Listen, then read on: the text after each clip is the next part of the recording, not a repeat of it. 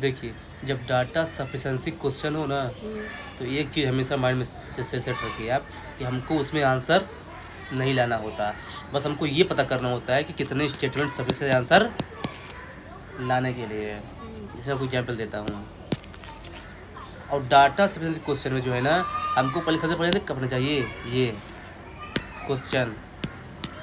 ये देखिए क्वेश्चन क्या बोल रहा है कि what are the values of M and N where M and N are natural number. Natural number means 1 2 3 4 हाँ, जो काउंट करने में हेल्प करती है उसे नेचुरल नंबर बोलते हैं, है ना। तो अब देखिए, तो अगर मान लीजिए पूछता है कि what are the value of M and N where M and are natural number ना, ठीक है। अब हमको यम एंड एन की वैल्यू निकालना है, मतलब कि अब हमको कौन से स्टेटमेंट की हेल्प से यम और एन का वैल्यू निकलेगा हमको ये पता करना है, ठीक है। अब देखिए फर्स्ट वाला पढ़िए क्या बोल रहा है। यम प्लस एन जो है यम और एन की मल्टीप्लिकेशन से ज़्यादा है। ये बताइए ऐसी कौन सी नंबर है कि उन दोनों का ऐड करें और उन दोनों का मल्टीप्लाई से ऐड करने वाला ज़्यादा हो। मतलब यम प्लस एन जो है वो ज़्यादा होना चाहिए यम इंटू एन से। और ऐसा जानते कब पॉसिबल है, जब दोनों में से कोई एक नंबर एक रहेगी। जैसे 1 प्लस 4 और 1 गुणे 4, ये कितना हो जाएगा 5, ये 4 ओके, एक नंबर 1 होगा। होना कंपलसरी है। यानी इससे तो हमारा आंसर नहीं आएगा, क्योंकि तो मैं तो 1 प्लस 5 भी ले सकता हूँ, 1 प्लस 6 भी ले सकता हूँ। लेकिन देखिए अब सेकंड पढ़िए। The product of M and N is 24, यानी यम और एन का प्रोडक्ट कितना होना चाहिए 24। 24 24 इंटू 1 तो 1 इंटू 24, ये फिर 12 इंटू 2, ये फिर 8 इंटू 3। अब देखिए क्या है, केवल एक ही ऐसी नंबर है। तो यानी मैं दोनों की हेल्प लिया तो मेरा आंसर क्या हो गया, आ गया। तो दोनों स्टेटमेंट क्या है, सफिशिएंट है आंसर देने के लिए। +1 और 24 इंटू तो इस तरह से हमारा आंसर देखिए आ गया। हाँ, तो ये हो गया। यानी both statement are sufficient to answer the question. इसका कहने का मतलब ये समझ में आया ना, कि ऐसे हम कहने पहले इंडिविजुअल स्टेटमेंट पढ़िए उसके बाद आंसर दीजिए।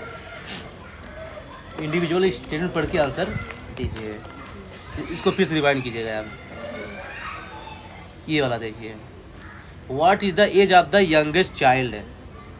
देखिए ये बोल रहा है कि 5 चिल्ड्रेन हैं, है ना, जो कि ए से बड़ा बी है, बी से बड़ा सी है, सी से बड़ा डी है, डी से बड़ा ई है, और 5 चिल्ड्रेन है। अब सबके बीच में 2-2 का डिफरेंस है। ध्यान रखिए, एज के क्वेश्चन में यदि हमको 2 इन्फॉर्मेशन मिल जाए ना तो हमको आंसर मिल जाएगा। तो एक कंफर्मेशन उसे ऑलरेडी दे दिया, कितना 2। ये देखिए लिखा है कि the difference between among them 2 years. ठीक है, मतलब एक मिशन हो गई हमारे पास। अब देखिए ऊपर ही दिया। हाँ क्या लिखा है ना 2 successive age difference is 2 years. अब देखिए what is the age of the youngest child, हमको ये निकालना है। अब पढ़े फर्स्ट स्टेटमेंट है, the age of the eldest is 3 times the youngest one.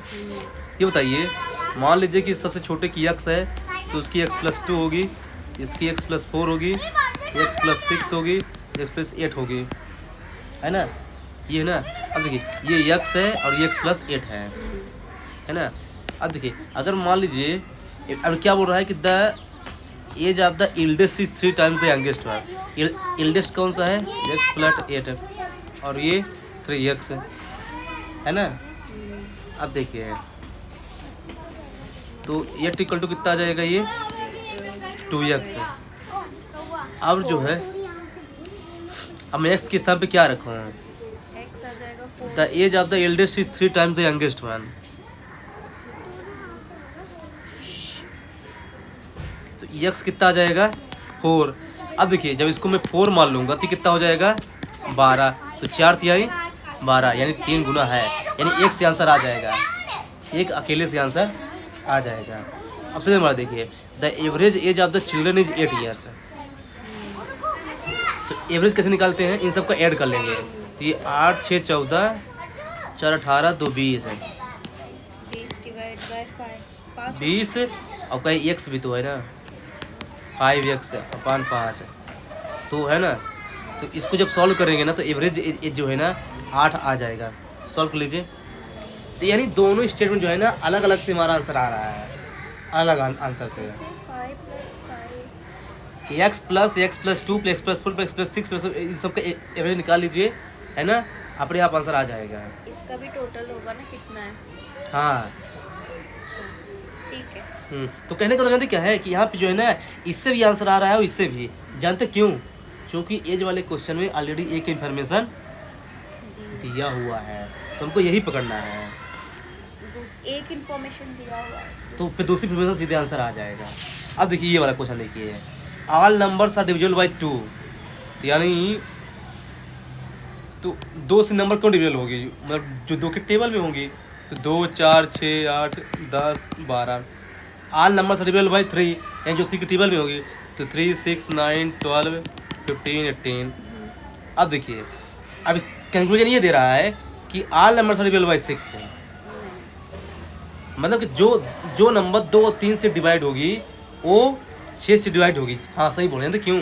क्योंकि 6 का फैक्टर क्या होता है 1 2 3। अच्छा तो जब किसी के फैक्टर में ऑलरेडी वो नंबर रहेगी ना, यानी वो नंबर क्या हो जाएगी, डिविजिबल होगी। अब इसका नहीं बोल रहा है कि ऑल नंबर डिविजिबल बाय 4, नहीं 4 नहीं होगा क्योंकि उसमें 3 नहीं है ना, यानी आंसर केवल देखो बेसिक चीज़ें पूछ रहा है। ऐसा तो PYQ UPSC का CSET का, देख लीजिए कितना आसान है।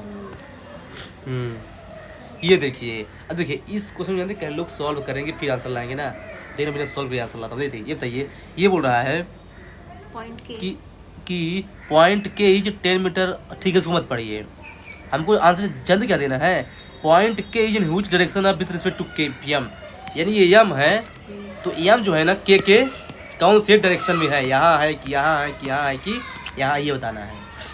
अब देखिए फर्स्ट वाला पढ़िए, point K is 10 metre north of R, point T is 15 metre east of R, point B is 12 metre north of R। ये बताइए यहाँ पे के आया है क्या है, कहाँ यहाँ पे कहीं पे यम आया है, फर्स्ट वाले में नहीं आया है, और यहाँ पे यम आया है क्या, यहाँ पे कहीं के आया है नहीं, यानी यहाँ पे के है और यहाँ पे यम है, और हमको क्या पूछा है दोनों में रिलेशनशिप है, तो यानी हमको दोनों की जरूरत पड़ेगी। मतलब मैंने आंसर ही नहीं लाया है, बस ये दिमाग लगाया कि यहाँ पे के और यहाँ पे यम है, और हमको के बताना है कि के यम से कौन सी डायरेक्शन में है, तो जब दोनों को ऐड करेंगे तभी तो आंसर आएगा ना, कॉमन सेंस की बात है। अच्छा फर्स्ट वाले स्टेटमेंट में फर्स्ट वाले स्टेटमेंट में M नहीं दिया है और सेकंड दूसरे वाले में के नहीं दिया है, तो कहना कभी क्या है ना, केवल दिमाग चेक करता है एग्जामिनर आपका वो कि कितना आप जो है ना दिमाग लगा सकते हैं। अब देखिए ये वाला क्वेश्चन, एक आदमी है जो 3 चीज़ें खरीदता है PQR 50 रुपये में, P plus Q plus R equal to 50, और जो the price of article Q is 16, उसमें से Q की पास कितना है 16, यानी P प्लस R की कितनी होगी 34, लेकिन हमको P की निकालना। अब भाई हमको P और R की कितनी हमको नहीं पता है, अब P की निकालना है, what is the price of article P। अब देखिए फर्स्ट वाला पढ़िए, the cost of P is not more than R, यानी P की वैल्यू जो है ना R से ज़्यादा नहीं है।